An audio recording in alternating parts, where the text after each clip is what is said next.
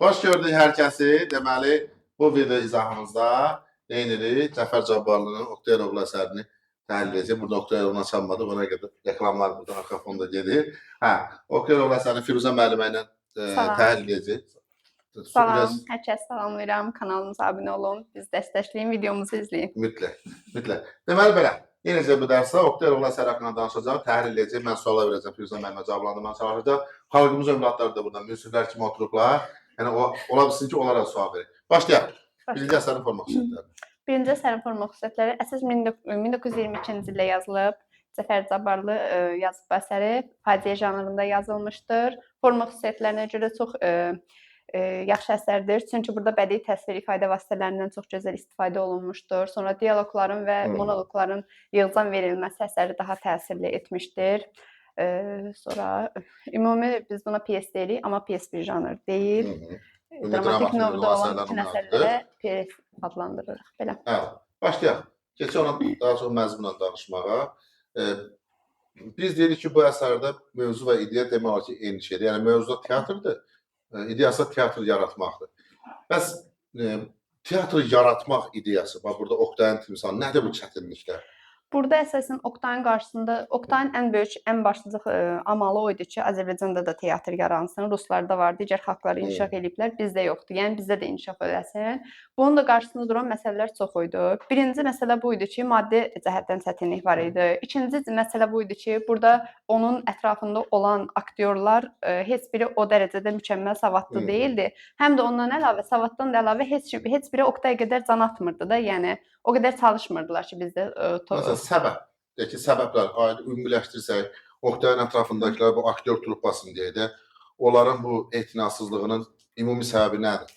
Ümumi səbəbindən biri o idi ki, onların ən başlıca səbəbləri deyə bilərdim ki, maddi problemi idi. Bir də onlara hörmət qarşı cəmaatın münasibəti idi, ətraf aləmdəkilər. Çünki heç biri o dövrdə aktyorlara hörmət etmirdilər. Ona görə də insanlar aktyor olmağa cəhd göstərmirdilər də, belə deyək. Aktora hörmət eləməyənlər hansı obrazlarda ümumiləşir? Aslan bəy, Daniyar bəyin obrazlarında biz onları daha açıq görə bilərik.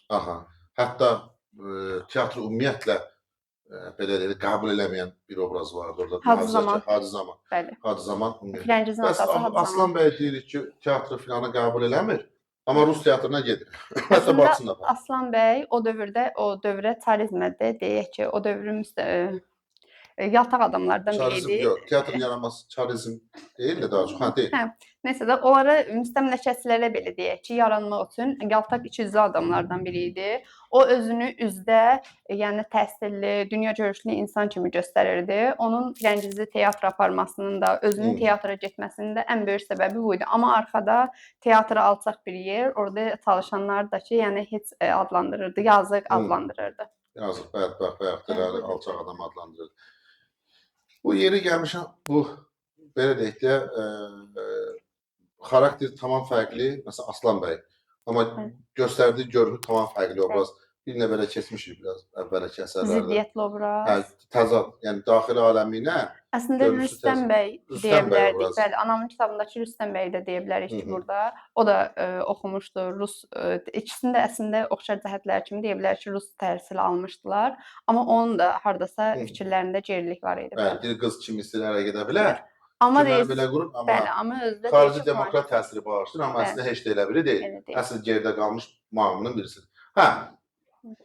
Bax, bu əsərin əvvəlində, belə deyək də, Oktay və ətrafdakı truppada müxtəlif adamlarla söhbət edir. Məsələn, Tamara ilə olan söhbətində problem nədir? Demək, o əsərin əvvəlində biz görürük ki, tamaşaya bir səhnə hazırlanır və aktyorlar hamısı etimadsızlığı elə ilk səhnədən görünür də. Tamara hazırlanır, amma Azərbaycan sözlərini bilmir. O bir gürcü qızıdır. Azərbaycanlı qadın aktyor olmadığı üçün onu oynadırlar məcburən. Tamaranın bu məsələyə ikrahla yanaşması da var. O deyir, yəni ki, sizdə yoxdur da, amma deyir, bacarırsınızsa yetirin. Oktay da deyir ki, bu vaxt indi olmasa da, haçansı olacaq da. Oktay əslində ona qınamır. Deyir ki, mən sizi qınamıram. Çünki sizin yetişdiyiniz, yəni yaşadığınız mühit o deyil də. Yəni siz bu mühitdən çıxmalıdır ki, bu Azərbaycan qadını olmalıdır ki, Azərbaycan qadını oynasın, oynaya bilsin. Bəs orada belə bir yerdə var. Bu mühit məsələsinə dedin də biraz ora keçid eləyək. Oqtay Firəngizə deyir ki, mən bacıma layiq görürəm teatrı, amma sənə yox. Nəsə belə bir ifadə işlədir orada. Bəli, deyir ki, mən bacıma layiq bilirəm, amma səni süni aləmə yaraşdırmıram deyir. Çünki Burada deyir hər şey sünidir. Firəngizin doğulub böyüdüyü mühit tamam fərqli bir şeydir. Yəni o mühitdən gəlib bu mühitə düşmək, yəni Firəngizin qaldıra bilməyəcəyi bir iş ola bilər. Amma Sever balacaydı, onu öz yanında gətirirdi ki, öyrənsin, gələcəyin aktrisası olsun. Sonra davam edir. Sonra Bu Xaspoladın filanın, bunların münasibəti. sonra bunlar demək tamaşaya az qalır. Baxırlar ki, Dursunu göndərir. Göndərir ki, bəs aktyorlar yoxdular. O da deyir ki, hələ 3 dəfə getmişəm, amma hələ hamısının işləri var da belə deyək. Sonra Xaspolad gəlir. Xaspolad da deyir ki, bəs sən hardaydın? O da deyir ki, oruç tutmuşdum, iftar açırdım. Sonra Şəkinski gəlir. Şəkinski deyir ki, bəs sən hardaydım? O da deyir ki, mənə nə var? Cəmaət deyir burada istirahət edəcək deyə mən acından ölməyəcəm ki, yemək yeyirdim. Sonra tam Tabaranski var. Bu Tabaranski var. Bu da rejissordur. Bu da içib orada öz kefindədir. Bunu heç maraqlandırmır ki, səhnə olacaq, olmayacaq. Oqtay narahatdır ki, bəs biz bu qədər deyir ki, əziyyət çəkmişik. 3-5 dənə deyir adam gəlir teatra. Biz də onları zorla bilet aldırırıq da belə. Qrupanın üzvlərinin belə də etinasızlığını gördük. Əlim dezansın bir şey düşəcək. Aha. Hə, etinasızlığını gördük. Bəs başqa problemlər də var axı. Başqa problemlər də var. Yer pulu istəyir, Ivanovski yer pulu istəyir. Sonra səhnə dekorasiyasılar, bəli, tərtibat üçün pul istəyirlər. Bunlar da gəlir Dursun çatdırır. O da Dursuna deyir ki, orada bir hissə var. Yəni belə deyək də, bu dekorasiyanı qurmaq, tamaşanı səhnə hazırlamağın ən ağır şeyini izah edir də bizə oxucuya. Yəni ən ciddi problemi bizə izah edir. Necə?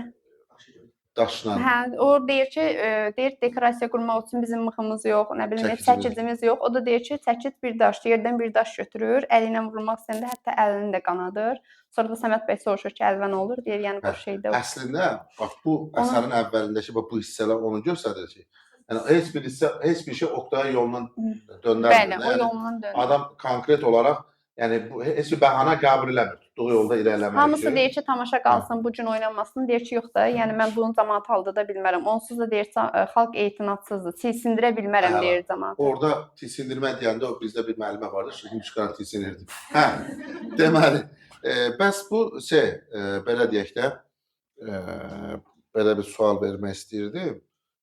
Bütün bu fonda bir də Səmədlə Oqtayın dostluq belə deyək də. Əslində Oqtayın demək olar ki, biz bütün xarakterlərini Səmədlə olan dialoqlarında daha yaxşı başa düşürük. Bəli, dünya baxış tərzini daha yaxşı görürük. Səməd bəy demək gəlir ona deyir ki, bəs sən deyir anan gəlmişdi, evdə acdılar, yandırmağa, neft yandırmağa, neftləri yoxdur ki, lampanı yandırsınlar, bacım balacadır, xəstədir, nədir belə. O da deyir ki, mən bura səhnəyə gələndə mənim üçün qarşımda 2 yol var idi. Ya xalq olmalıdır, mən olmamalıyam.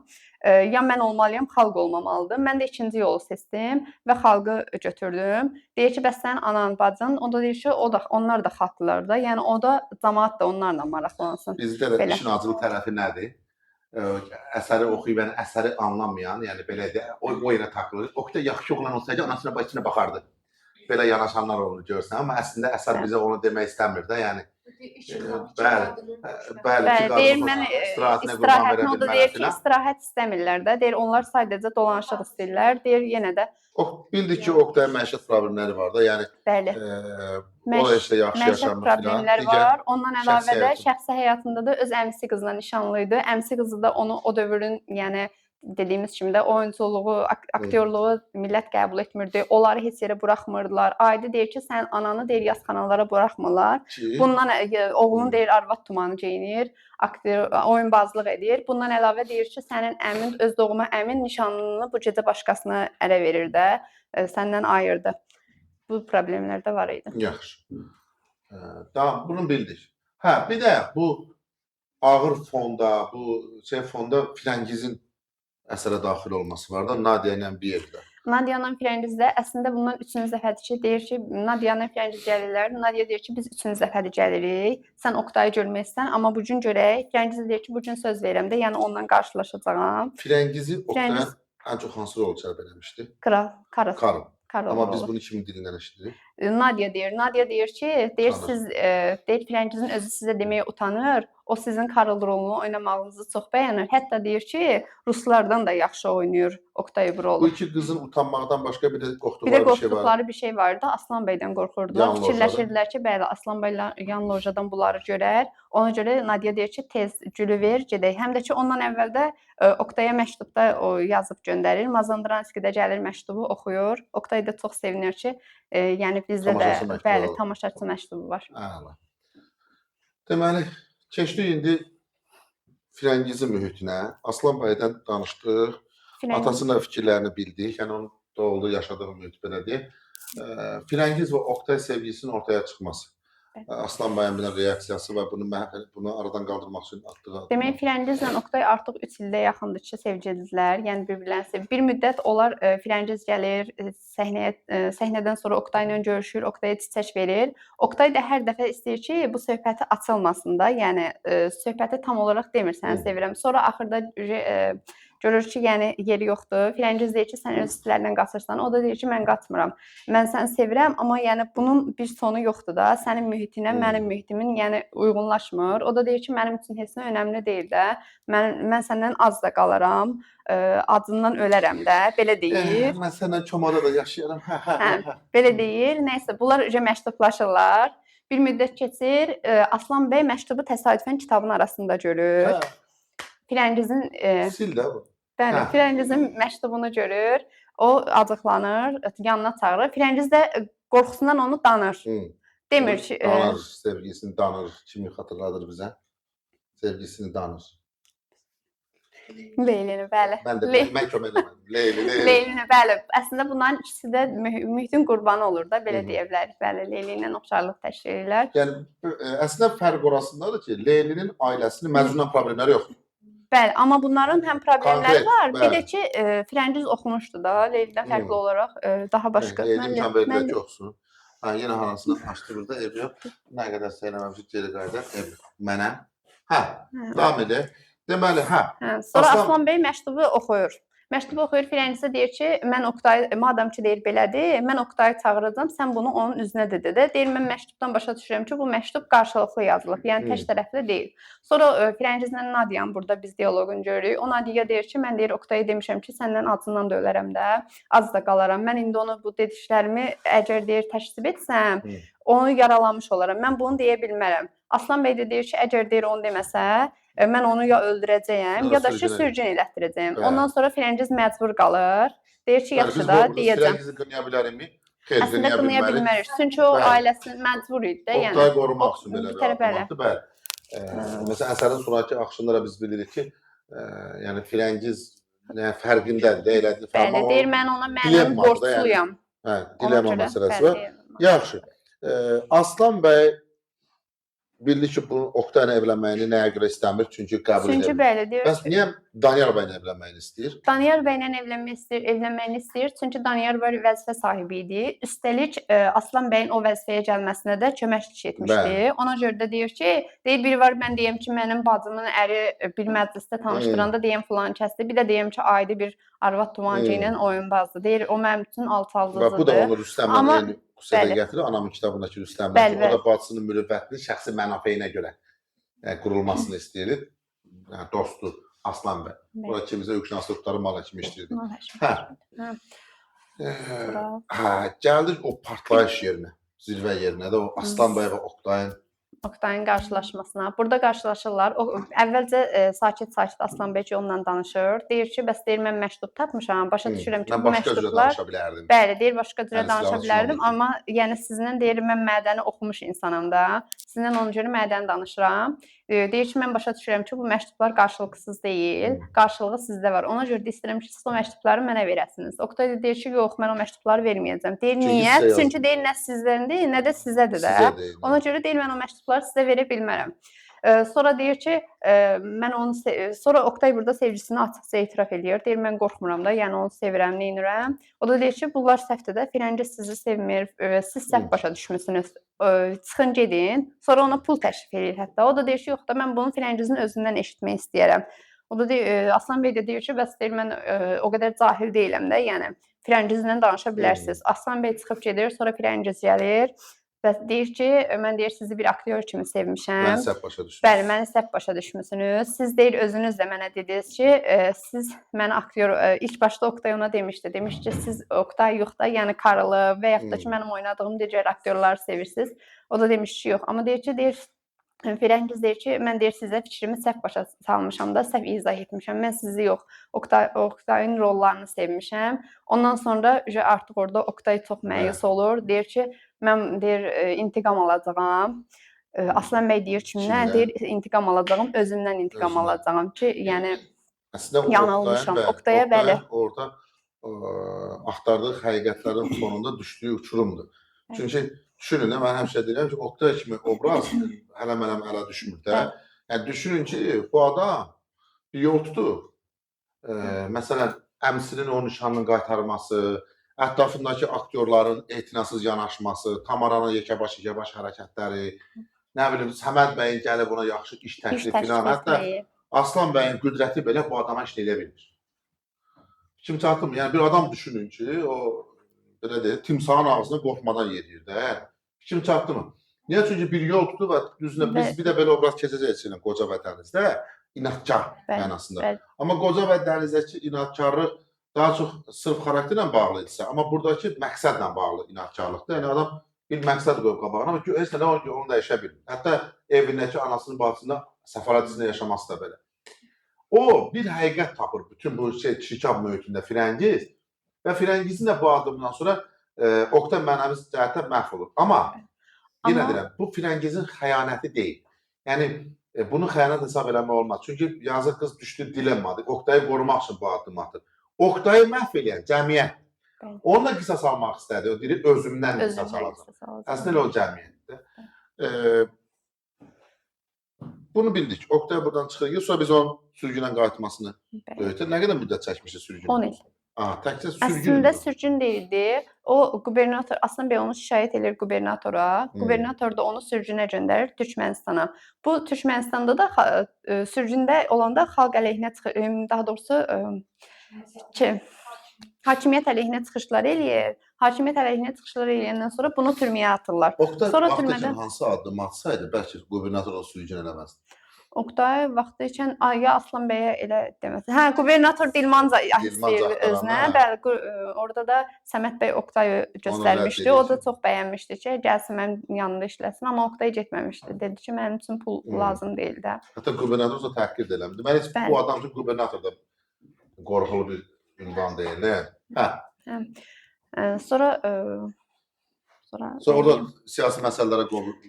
Orada siyasi məsələlərə qoşulur, ondan sonra tutulur, ondan sonra Sibirə sürgün elənilir. Sibirdə də sürgündə olanda burada inqilab yaranır. İnqilabdan sonra da hətta deyir ki, ona yaxşı orada vəzifədə təşrif edirlər bir dəfədə. Amma deyir ki, mən özümün səfirlər padşahıyam, mənim özümün, yəni səhvləm də mənə lazım deyil, mənim axtardığım yola uyğun deyil də. Belə bir şey deyək də. Biz sürgündən sonra meyxanada Muxanla məzələməyi var da, pulunu vermirəm, belə məsələlər var. Məsələn, biz tamam fərqli bir Oktayı gördük də, içi nifrət dolu, nə bilim, heç kəsə inanmayan. Məsələn, mənə orada elə bir epizod deyə bilərsən ki, Oktayın qəlbində hələ o işıq qalıb. Hə, müəllim, orada demək, çörək götürür. Çörəyi götürəndə Muğan ona deyir ki, pulunu ver, nəsə o da pulunu vermir. Deyir ki, yox, mən bunu götürməsəm acından ölərəm, amma götürməyim də sənin üçün heç nə dəyişmir, eləmir. Sonra gəlir Sevərlə qarşılaşır. Sevərlə qarşılaşanda onlar bilmirlər də, yəni bacı qardaş olduqlarını. Sevərə deyir ki, Sevər deyir ki, mən acam, kömək eləyin, eləyin. O da deyir ki, sən az deyilsənsə, acsansa mənə həqiqətən göstər, mən heç kimə inanmıram. Deyir, qarnını yarıb görəcəm ki, sən həqiqətən acsan. Sən Sevər də deyir ki, yaxşı da, deyir, vermirsənsə, vermə də, get. Bu soyuqda mənə heç nə məcbur eləmir burada durmağa. O da deyir ki, deyir, mən əslində bir zamanlar mən də elə oğluydum, Oktay elə oğluydum, neydim. Sonra Sevər bunu tanıyır, deyir, mənim qardaşım orada, onlar qarşılaşırlar. Bu səhnəndə Xaspoladla Səməd bəy görür. Hətta Xaspolad deyir ki, biz nə yaman deyir şeylə üzləşdik. Orada işıq bilsən harada qalır. Deməli, çörəyi götür, deyir, mən bunu götürmüşdüm ki, sənə deyir, verməyə götürmüşdüm. Orada hətta bacısına özünü öldürməyə belə. Hı. Belə deyək də, orada Deyir yaşaya bilmirsənsə hə, öl. Onsuz da öl. deyir səni heç kim almayacaq. Birazdan qocalaşsan heç kimə lazım deyilsən. Bu belə deyək də,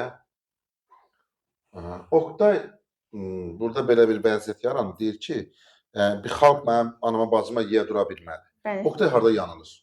Elə Oqtay orada fikirləşir ki, bu yanılıb da. Yox. Qurduğu cümlə ki var, bu xalq mənim anama bacıma yeyə durmadı. Amma orada onun yanıldığı bir epizod var. Bu belə də olmamışdı. Onun basına yedron olmuşdu. Yedron olmuşdu. Firəngiz onu ondan sonra maraqlanmışdı, axtarıb onu aramışdı. Hətta köməkçilik belə etmişdi. Ondan sonra Firəngizi Daniyar bəylə ayrıldıqdan sonra bir müddət də Səvər gedib qulluqçu işləmişdi. Qulluqçu işləyəndən də sonra xəstələnir. Xəstələndiyi üçün də onu oradan qovurlar. Deməli, Oqtay biraz yanılır. Çünki Oqtay xalq deyə düşündü. Əslində Firəngiz kimi. Firəngiz. Firəngiz də bunu bacardığı qədər eləmişdi. Nə vaxt qədər ki, imkanı çatırdı, ondan sonra eləməmişdi. Deməli, Xaspolad və Səməd. Həmən o Xaspolad əsərin əvvəlində isə mənasız Həmən bu yanaşırdı. Xaspolad əsərin əvvəlində bəli mənasız yanaşırdı. İndi dəyişdi. Səməd, İndi həmən o çox Səməddir ki, Oqtaya dedi ki, çıx get o teatrdan, get yaxşı pul qazan. İndi nə baş verdi ki, İndi artıq Oqtay sürgünə gedəndən sonra artıq 10 il vaxt keçib, teatr biraz inkişaf eləyib. Xaspolad gəlib teatrın müdiri vəzifəsinə çıxıbdı. Oqtayın zəhməti heç də boşa getdi. Bəli, boşa getməyibdi. Xaspolad da təsadüfən yoldan keçəndə Oqtayı orada görüb, tanıyıbdı. Nə qədər istəyib ki, qayıtsın, Oqtay da deyib ki, mən qayıtmıram da, mənə həqiqət olmayan yerlərə mən qayıtmayacağam. Sonra gedib 2 gündə deyir ki, Səməd bəy 2 gündür mən sizi axtarıram. 2 gündə Səməd bəy axtarıb tapıb gətirib ki, Oqtayı səhnəyə qaytarsınlar. Amma onu Oqtayı səhnəyə qaytarmaq istəyi heç də Oqtay düşündüyündən deyil. O fikirləşirdi ki, Oqtay Eloğlu artıq bir belə deyək də markadır. Brenddir. Əslində bilir Oqtay. Orada deyir. Deyir, siz mən olmasam bilirsiniz ki, yəni mən gəlsəm orada pullar qazanacaqsınız. Yəni, o sünnilik göründə həmən onları əvvəldən tanıyır. Həmən o Xaspoladır ki, səhnəyə çıxmırdı ki, nə bilim bir şey var. Oruç tuturam, həm deyirəm də. Həmən o Səməd idi, özü Oqtaya demişdi ki, nə var teatr, indi nə oldu teatr, nə dəyişdi? Səməd bəy deyir, orada nitqində bildirilir də. Deyir, mən o vaxtlar deyir, ona deyir, çox da inanmazdım. Amma deyir, sonra gördüm ki, həqiqətən deyir, Oqtay Eloğlu bir yəni önəmli bir şəxsiyyət imiş də belə. Hər tipində qızıl kimi. Bəli, deyir, onun hər tipində bir qızıl var. Mən onu deyir, səhnəyə qaytaracağam. Biletlərin qiymətini qaldıracağam. Səhnəyə çıxanda, nə bilim, yaxşı da gəlir əldə edəcəm. Bəs, deməli, Sevərin bu vəziyyətindən sonra Oqtay fikrini dəyişir. Deyir ki, buna qalmağa yer verin, sabah səhnəyə çıxacağam. Xaspolad da deyir ki, problem yoxdur. Yəni indi gəldik o anşlaqa, o qarışıqlıq, o Oqtay 10 il qabaq gördü teatr hara, indi gördü teatr hara. Oqtay gəlir, görür ki, teatr tamam dəyişilib. Artıq burada teatrda gələnlərin sayı çoxdur. Artıq Azərbaycan qadını rahatca teatra gələ bilir. Onun istədiyi dəyişməyən şeylər nə idi? Dəyişməyən şeylər Tamara, Şəkinski, onlar dəyişməmişdilər. Çünki Tamara vahid problemi hələ də bir deyir Azərbaycanlı yavru səhnənin qoynuna atılacaq bir doğma yavrumuz yoxdur da, amma deyir haçansa yenə olacaq. Bəli. Deyir mən deyir bunu görməmişəm. Daniyar bəyin yaratdığı problem. Daniyar bəy Şəkinskiyə 500 manat pul göndərir ki, Oqtay bəyə səhnəyə çıxartmasın, səhnəyə çıxmağına icazə verməsin. Tamara da həm Oqtay ilə oynamaq istəmirdi, həm də Şəkinski özü ona əvvəldən xəbərdarlıq göndərmiş ki, gəlmə. Tamara da gəlmişdi. Burada maraqlı bir şey var. Biz Daniyar bəyin nitqini filanı görmürük. Görmürük, bəli. Amma əsərdəki hadisələrə kifayət qədər burnunu soxan obrazdır. Bir Firəngizlə evlənmə məsələsi, Firəngizi boşama məsələsidir. Ən ümdəsi isə Oqtayın səhnəyə çıxmasının qarşısını almaq məsələsi. Belə obrazlar var. Biri də Müsbət Fəxrəddin Heydər bəy. Yoxdur, öldürülmüşdü, amma o biləndə ki, o vəsiyyətində ki, deyir ki, Fəxrəddin gəlsin. O da əsərdə yoxdur. Amma kifayət qədər hadisələri bəli, problemə çevirən obrazdır. O cümlə Daniyar bəy qalacaq xanımdır. Biz Daniyar bəydə əsasən Səməd bəyin nitqində öyrənirik ki, Firəngizi son örpəyinə qədər deyir, satıb pulunu xərcləyib, ondan sonra onu atdı. Başqa deyir, Daniyar bəy dediyi adam bəli, Firəngizin həyatını məhv eləmiş olmuşdur da, bəli. Ondan sonra gedir başqa bir dənə zəncin qadınla evlənir. Sonra biz bunu Şəkinskidə nitqində eşidirik ki, deyir o Firəngizdən ayrılıb varlı bir qadınla evlənibdir. Deməli, Tamara problem yaradır. Oqtay səhnədə qalıb tək.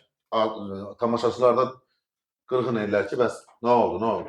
Burada dəyişilənlərdən biri də olub ki, Tabaranski yoxdur, Şəkinski artıq rejissordur. Burada deyir ki, nə Oktay, nə bilim nə, Mazandaranski də deyir ki, bu Oktay ki, sən deyir unutmusan. Mazandaranski əslində burada yaxşı roldur. Mən fikirləşirəm ki, yaxşı rolladı. Çünki o heç birinin üzünə söz deməkdən çəkinmirdi də. Hamısının üzünə açıqca fikirlərini deyirdi. Şəkinski deyir ki, sən deyir rolu bacarmırdın. Oktay deyir sənə bunu öyrədib də. Sən deyir bunu danmağın haqsızlıqdır. Oktay gəlsə, Şəkinskiyə bir pul. Bilirdi ki, bəli, Evet. Oktay gəlsə onun yeri biraz daralacaq. Yəni burada istədiyini edə bilməyəcək. Sonra Tamaranın orada bəhanəsi o idi ki, xəstələnmişəm. Hamı da yerdən də xalq tamaşaçısı deyir ki, xəstə deyilsən, xəstəsənsə bunu bizə sübut et. Axırda da o deyir ki, mən deyir keyfli biri ilə oynamaq, sərxoş bir adamla səhnədə bölüşmək istəmirəm. Ona görə oynamıram. Sonra Oktay Firəngizə də bunu ilk olaraq tamaşa başlamazdan əvvəl Səməd bəy məktubda yazır, Firəngizə göndərir ki, bəs Tamara çıxmaq istəmir, Oktay tək qalır. Firəngiz də deyir ki, mən bunu deyir Oktaya borcluyam. Ona görə də mən Oktayı orada tək qoya bilmərəm, çıxır səhnəyə. Mən Nərgizə Firəngiz səhnəyə niyə çıxdı? Yəni Firəngiz hara, bu tamaşa hara? Firəngiz səhnəyə ona görə çıxdı ki, Firəngiz bu rolu çox yaxşı bilirdi. Oktay ona öyrətmişdi. Bəli, Oktay ilə görüşəndə Amaliyanın öldürülmə səhnəsini Firəngiz demişdi ki, mən bütün səhnələri əzbər bilirəm, bir dənə onu bilmirəm, mənə öyrət. Oktay dedi ki, bu sənin nə evə lazımdır, sən aktyor olmayacaqsan. O da deyir ki, nə olar ki, bir dənə bunu öyrətsən. Orada sonra öyrədir. Öyrədəndə də deyir ki, sən məni elə öldürməzsən ki, hətta ona sual verir. Oktay da deyir ki, yox da mən yəni səni heç vaxt öldürmərəm nə. Amma burada Firəngizi görəndə çox da şoka girir. Firəngizi birdən-birə səhnəyə buraxmadılar axı. Elə bir kişi bir imtahan da elə bir şey elədilər. Bəli, orada Nərgiz birinci Nərgizə deyir sən çıx səhnəyə və yaxud da ki, burdan kimsə çıxsın. Görür heç kim çıxmır. Axır deyir ki, mən çıxaram. Bunlar da deyirlər ki, sən olmazdı, sən bu rolu bilmirsən. Necə səhnəyə çıxasan? Bəli, o da deyir ki, yox, mən bu rolu əzbər bilirəm. Orada hətta göstərir bir iki dənə sözlərindən də deyir ki, yox da mən yəni bu rola hazıram. Ondan sonra səhnəyə çıxır. Oktay da bunu görəndə, yəni əməlli şoka düşür də belə deyək. Deyir ki, sən yenə gəldin, yenə mənim həyatımın ən dönülməz deyir nöqtəsində mən həyatıma müdaxilə etdin də, məhv edirsən, nə edirsən. Sonra bu Firəngiz istəyir ki, rolu oynasın, amma artıq Oktay üçün çox fikir dəyişmişdi də. Oktay əməlli sarsıntı keçirir, onun daxili böhran bürüyür. Sonra Firəngizə deyir ki, mən deyir istəmirəm sən bu süni həyatda yaşayasan, mən səni əbədiyyətə qovuşduracağam. Firəngiz elə bilir, deyir ki, məni öldürməlisən, o Amaliyanın etkin deyir də. Amma artıq Oktay o ab-havada deyildi də, rol içində rol yaşayır. Deyir ki, yox da mən səni öldürəcəyəm, səni əbədiyyətə qovuşduracağam və həqiqətən də onu öldürür. Bax, orada ən təsirli yer Oktayın sondakı monoloqdur. O Firəngizin meyitüsünə səhnədə əlində qanlı bıçaq. Orada deyir ki, mən deyir həqiqət axtarışındaydım. İndi deyir sən mənə, mən deyir açıb sənin köşkünü görmək istəyirəm ki, həqiqət orada var. Deyir sən deyir bu süni həyatda mən səni ayırdım. Deyir burada həşaratlar deyir, qara həşaratlar yaşamalı yerdən deyir mən səni ayırdım, əbədiyyətə qovuşdurdum. Bu dünyada yalnız bir əbədiyyət var, o da mənim qəlbimdir. Sən orada daima yaşayacaqsan, sən ölməmisən. Deyirlər Firəngizi öldürdün, deyir ki, yox da o ölməyib. O sadəcə bu süni həyatdan gedib. Çünki o onsuz da buradan gedəcəkdi. Amma mən deyir onun əbədiyyən qəlbimdə yaşadacağam. Kimdir günahkar sualı? Məncə Oktay zaman. Yox, Oktay kimdir günahkar? Yaşadaraq öldürən, ya öldürərək yaşadan deyir. İndi Şillerin, qaçaqların mərvi Şillerin. Bəli. Yoxsa deyir. Belə. Məncə bitirdik, yaxşı da öyrənmişdiniz. Təşəkkür edirəm. Sağ ol. Əsərə qəşəng hakim olmuşdu. Suallara cavab verə bilirsiniz. Mənə çox danışmağa qoymadı. Mənə əziyyət də vermədi. Allah razı olsun. Daha çox danışmaq olardı, amma formada uğurla davam edir və gedir miqdə uğur qazanırıq. Siz də bizi izləməyə davam edin. Siz də istəsəniz arada görsəniz yazırlar ki, mən də o səhnəyə çıxmaq istəyirəm. Gəlin. Bu qapı hamının üzünə açıqdır. Növbəti izahlarda görüşərik. Sağ olun. Təşəkkür edirəm, sağ olun.